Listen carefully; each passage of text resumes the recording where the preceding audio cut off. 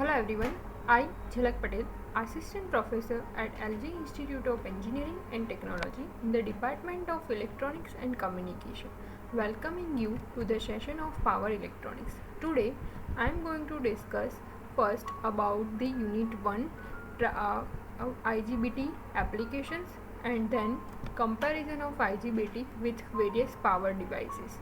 Then we take quick revision of Unit 1 and then start Unit 2 with basic introduction and half wave control rectifier. So let's start the session. First of all, in the last lecture we discussed about the IGBT, its characteristic, its pros and cons. So today we discuss about where IGBT can be used. So first of all, it can be used in a switch mode power supply. It can be used as a UPS system, uninterrupted power supply system, as a AC motor controller, because in this gate control is there, so it can be used as a AC motor control, in a DC to DC converter choppers, or inverter, means to convert DC into AC. So these are the list of applications of IGBT. Now, how IGBT is more advantageous compared to the other power devices.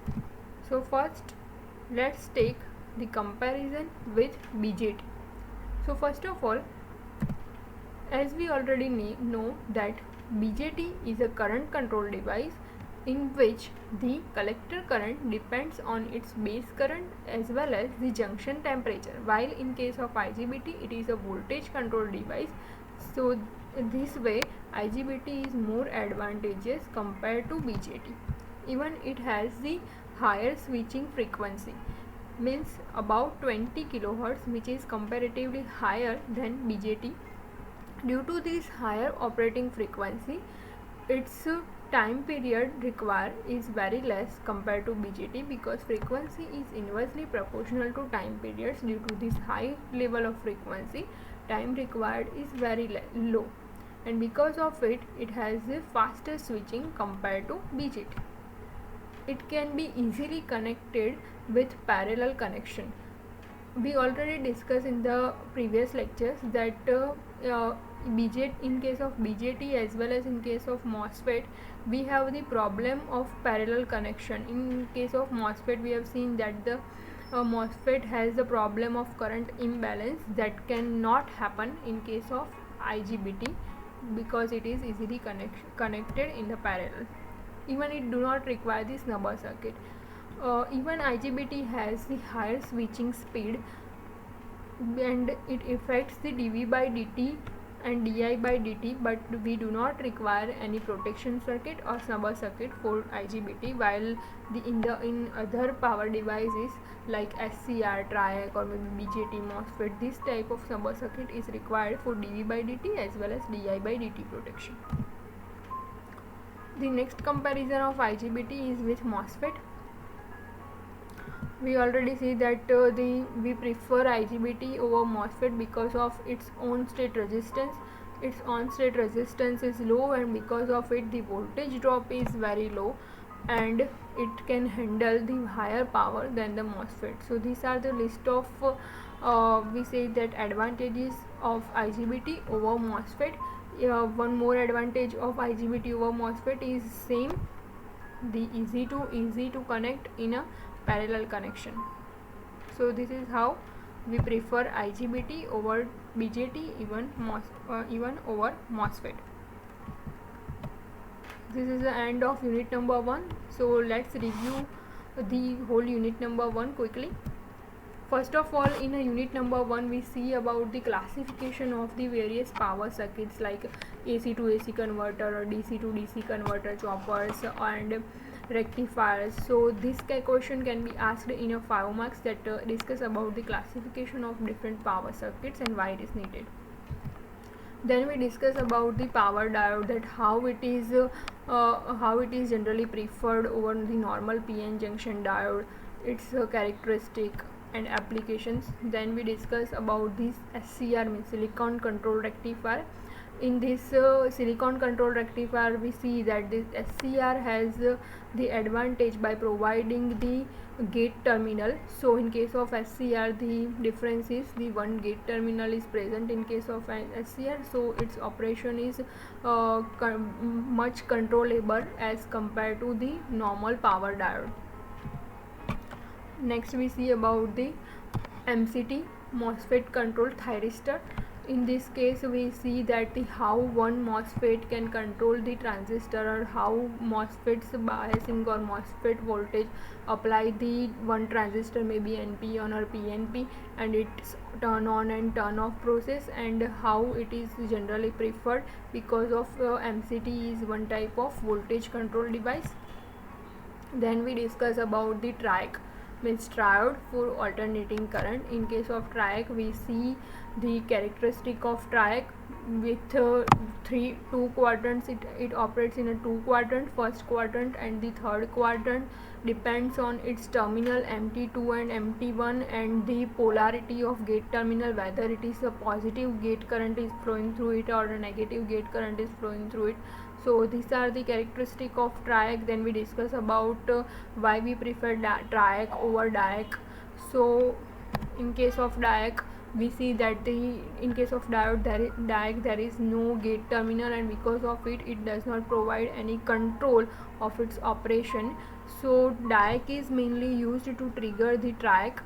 Then we discuss about the UJT. To trigger the SCR, UJT and its characteristic. UJT means unijunction transistor, so it can also be asked in a 5 marks question, or maybe separately asked the characteristic of UJT. Then we discuss about the protection circuits. These protection circuits can be asked for either SCR or in a TRIAC, because in both SCR as well as in a TRIAC the very high value or very high switching speed is there, and because of this switching speed the high dV by dt and di by dt protection is needed, and because of it this protection circuit, which is called as a snubber circuit, is required for it. Then we discuss about the power MOSFET. In this section we see that why we prefer power MOSFET over the normal MOSFET as well as over BJT. Then we discuss about its operation, creation of inversion layer and creation of a depletion region. Then we also discuss about its pros and cons. So this question can also ask in a 7 marks, detailed construction, operation and the characteristic of power MOSFET. Then we discuss about the IGBT, insulated gate bipolar transistor. In this case we discuss about how it is generally preferred over MOSFET as well as over BJT and other power devices. We then discuss about the types of IGBT, non-punch through and punch through IGBT, followed by its operation, advantages and applications. So this is a review of chapter number 1. If you have any query in unit number 1, you can message me on a WhatsApp or mail me. Now let's moving toward the next chapter, which is chapter number 2, which is control rectifier. So in this chapter, first of all we see that why we use control rectifier. Obviously in the unit number 1 we discussed that the rectifier, the main purpose of rectifier is to convert the AC into fixed value of DC voltage. Then we discuss about different types of rectifiers. Here the term controlled rectifier is there. That's why in a normal rectifier we use the diode. Here the control rectifier is there, so we use the another power device that we discuss later on. Then in this chapter we discuss about the full wave rectifier circuits or half wave bridge rectifier circuits, different one phase rectifiers and 3 phase rectifier circuit. So let's start with the introduction of this control rectifier. Mainly the use of rectifier is to convert the AC voltage into fixed DC voltage. Now in case of normal rectifier, the purpose is to convert the AC into DC with no controlling device, means you can use the diode, but here the control rectifier is there, So we use SCR as a controlling device because already we discussed in a unit number 1 that SCR has a one control terminal as a gate terminal. So we use SCR as a control device over here. The use is simple and less expensive. Here, by using the control rectifier, whether we use the half wave control rectifier or full wave rectifier or maybe the another bridge rectifier, generally the efficiency is nearer to 95% can be achieved. That's why we use the control rectifiers over normal rectifiers. Obviously it can also be asked as to explain AC to DC converter, so you have to explain about this rectifier circuits. This is the circuit symbol of control rectifier. Here you can see that it converts AC to DC. That's why over here AC input is there and DC output is there.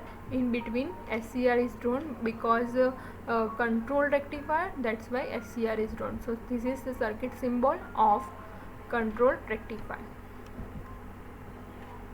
Now next is the classification of single phase rectifier. First we see about the single phase rectifiers, and once it is get completed then we discuss about the three phase rectifier. So first, in case of single phase rectifier, it is mainly classified into two categories, HWCR and FWCR. HWCR means half wave control rectifier and FWCR means full wave control rectifier. Again, full wave control rectifier is divided into two major categories, that is midpoint configuration according to its configuration. If it is connected with the midway, then it is called as a midpoint configuration. And this next is the bridge configuration. Bridge configuration is again divided into two types, which is semi and full converter. In case of semi converter, its operation is only in a one quadrant, while in case of full converter, its operation is in all four quadrant. We see the detailed configuration as well as operation in the next lectures. This is a simple classification of single phase rectifiers. This can be asked in 2 marks. So let's start with 2 pulse converter with firing angle. This is the common structure of the various 2 pulse converter. Over here in this classification, 2 pulse converter are all this. FWCR is normally called as a 2 pulse converter. Why it is called as a 2 pulse converter? Because in this it operates in a both cycle, a positive half cycle as well as in a negative half cycle. So it operates in a both phase. That's why it is called as a 2 pulse converter or full wave control rectifier. In case of HWCR, half wave control rectifier, it operates either in a positive half cycle or in a negative half cycle. That's why it is called as a HWCR. So midpoint configuration, semi and full converter are the type of 2 pulse converter. Over here the firing angle is important. This firing angle, if you remember the unit number 1, in the classification of power circuits, we denote this firing angle as alpha, that some waveform are cut down with this alpha firing angle. So firing angle is mainly related with the turn on time, and it is in a multiple of omega t. Means if you change the sign multiple of omega t, then this firing angle can also be changed, and it is generally measured with the zero crossing. Whenever the waveform meet the zero, then this firing angle also generally change like this. In this case you can see that the AC supply voltage is that, and if this firing angle alpha we mention, then in case of simple rectifier, full wave rectifier, there are 4 SCRs are connected. So with this zero crossing, with this alpha angle, after that the waveform is start conducting like this, and here again when once again it crosses the zero over here, then once again it gets the angle alpha and again get the waveform like same as for first. We see about this waveform in a full wave converter in a detail. In short, this firing angle gives some space with the angle in multiplication of omega t, and it is related to the turn on time of circuit. Now HWCR. HWCR, the full form is half wave control rectifier. The normal circuit diagram of half wave control rectifier is like this. Here, over here, the single phase supply, AC supply. You can name it as E or V. Here, the E is, if you mention the E, then it is EM sin omega t or EM cos omega t, where EM is the maximum voltage applied. Here, the SCR is connected as a control circuit. In case of normal rectifier, normal half wave rectifier, here diode is connected, but we require the control operation. That's why we connect over here the SCR. Here HWCR is with common one resistive load is shown. Here it is also possible that in place of resistor, here resistor as well as inductor is present, or resistor and capacitor is present. We see about these cases later on. Over here we take only resistive load. So because of this resistive load, first when SCR is on, the circuit diagram, equivalent circuit diagram is like this. When the operation is from alpha to pi is considered, that we see in the waveform, and when SCR is off, it acts as an open circuit, and its equivalent circuit diagram is equal to like this, and equivalent voltage is equal to almost 0, while in case of when SCR is on, it acts as a closed switch, and equivalent voltage or output voltage is equal to the supply voltage. Now let's discuss about the waveforms. So these are the waveforms of SCR. Over here, first supply voltage is there, then due to SCR the firing angle alpha will be present. So this is one firing pulse in place of current. Here you can see that it is present with angle omega t. All of waveform is with respect to omega t. Load voltage is present after the firing angle. Whenever we give the firing pulse, then the load voltage will appear. Same way, according to load voltage, the current will apply, because V is equal to IR. So as the voltage appear, the current is same way as in the load voltage graph. So during the positive half cycle, SCR1 is in a forward biased condition. So the waveforms is like this. Here you can see that there is no negative half cycle present due to this SCR1 forward biased condition. Here the load is completely resistive load, that's why here the no lagging and leading phase angle is there. Here load voltage is decreases, and load voltage decreases, then according to V is equal to IR, the load current is also decreases. And in the negative half cycle, the thyristor SCR is in a reverse bias, that's why it acts as an open switch, that we see in the last slide, that in case of reverse bias, SCR is open circuited and equivalent voltage is equal to 0. That's why over here the no waveform is shown in the negative half cycle. So in this way, the half wave control rectifier operates only in a positive half cycle and not in a negative half cycle. Now let's take the analysis of half wave control rectifier. First we find out the average load voltage across half wave control rectifier. So mainly if we define the E as a voltage of DC, then DC voltage is equal to 1 upon 2 pi, means we take the complete cycle. Here the angle is, here waveform is from, you can see that here the load voltage waveform is from alpha, here this term is from alpha to pi, that's why we take limit from alpha to pi in case of DC voltage. So 1 upon 2 pi alpha to 2 pi, here we take E dt. It is normally EDC is equal to 1 upon 2 pi integration E dt, but over here T is the, in term of multiplication term, omega t is taken, that's why in place of T we write over here omega t, means 1 upon 2 pi integration E d omega t will be taken. and normally the E is equal to Em sin omega t. That's why we put the value E is equal to Em sin omega t. Now let's integrate the above term. Then it will be like this: 1 upon 2 pi. Em is constant, that's why it is out of this integration. So Em upon 2 pi integration of sin omega t, integration of sin omega t is minus cos omega t. So minus cos omega t limit alpha 2 pi. If we put the values of this limit, then it will be like this: Em upon 2 pi minus cos pi, minus plus cos alpha, minus cos pi is minus 1 and already one negative sign is there, that's why over here the plus 1 is there, and plus cos alpha. So this is how one can calculate the average load voltage, which is EDC is equal to Em upon 2 pi into 1 plus cos alpha. So this is average load voltage.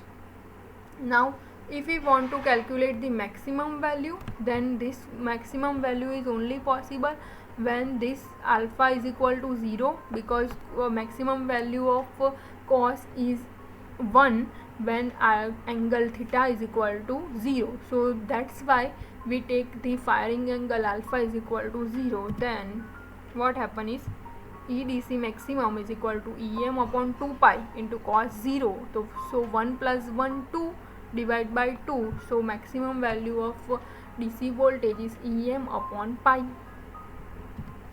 Next is about average load current. We already calculate about the average load voltage.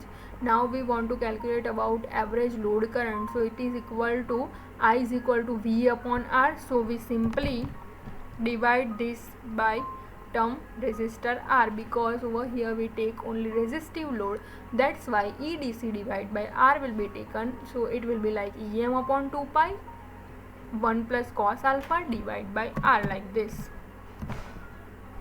Okay, so this is average load current. Next is RMS load voltage. RMS, root mean square value of load voltage, is taken.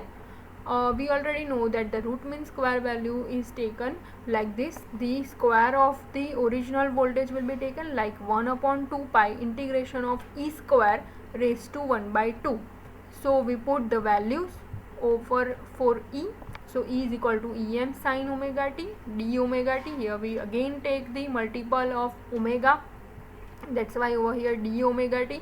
Why this d omega t? Because firing angle is always the multiple of omega t, that's why we take d omega t. So 1 upon 2 pi integration alpha 2 pi Em sin omega t square d omega t raised to 1 by 2. So it is like this. Again this Em is constant, so it is out of the integration, like Em square upon 2 pi integration from alpha 2 pi sin square omega t d omega t raised to 1 by 2. Now we have to integrate sin square theta.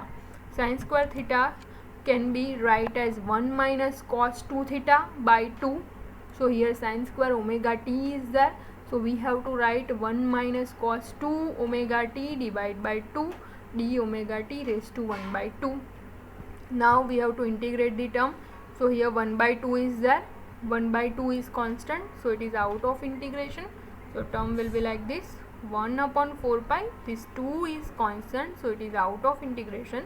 So 1 upon 4 pi integration of 1, there is no term of omega t, so integration of 1 is omega t minus cos, integration of cos is sin, so sin 2 omega t divided by 2. This 2 is due to this 2 omega t, like sin 2 theta integration of cos 2 theta is sin 2 theta divided by 2, that's why this 2 is here.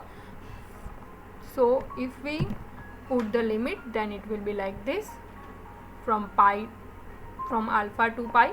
So first in case of omega t, it is pi minus alpha upon 4 pi minus plus sin 2 alpha upon 8 pi raised to 1 by 2. So this is the average RMS load voltage. In the next lesson we see some examples related to this. If you have any query up to here this lecture, you can message me or email me on my email ID. Thank you for watching.